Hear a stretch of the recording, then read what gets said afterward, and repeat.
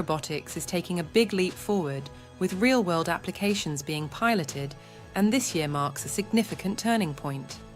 Last year, Amazon became a pioneer by testing Agility's Digit robots in some of their distribution centers, the hubs where products are stored, sorted, and shipped out to customers. Just this January, the trend continued when Figure, another company, announced a partnership with the car giant BMW to explore how humanoid robots can be utilized.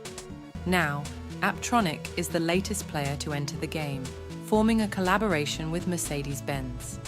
The Texas-based robotics company says they'll be working with Mercedes-Benz to figure out exactly how these new, super-developed robots can be used in their factories. Neither company has revealed how many robots will be involved, which is pretty common for these initial testing phases. It likely won't be a huge number, since this technology is still quite new.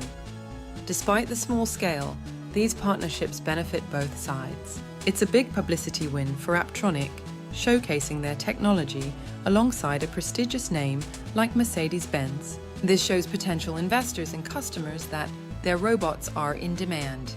Mercedes appears forward-thinking to its audience by embracing new technology, but the real test is yet to come. If the pilot program is successful and Mercedes orders a large number of robots, that would be a huge win for Apptronik and a sign of things to come for the entire humanoid robotics industry. There's a lot of money flowing into humanoid robots lately, with companies like Figure pulling in a whopping $675 million investment.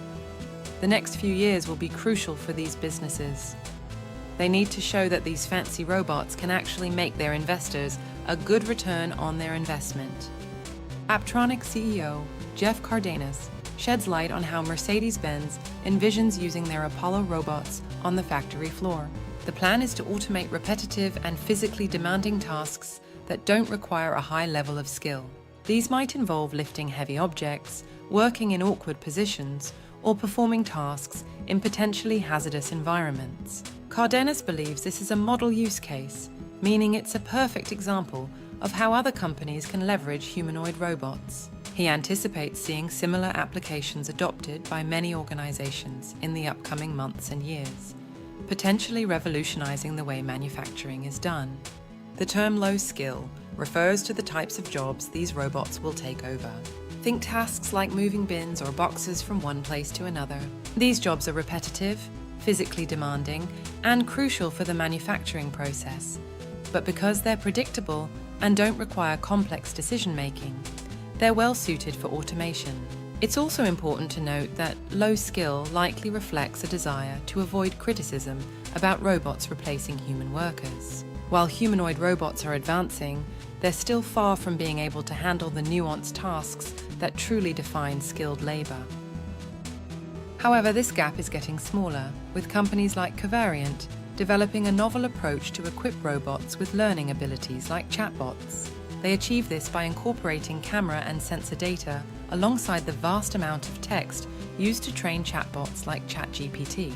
This combined approach enables robots to gain a significantly deeper comprehension of their surroundings, grasp objects, and even respond to human commands in natural language. Robots can navigate warehouses, pick and move items, and potentially interact with humans in a more intuitive way.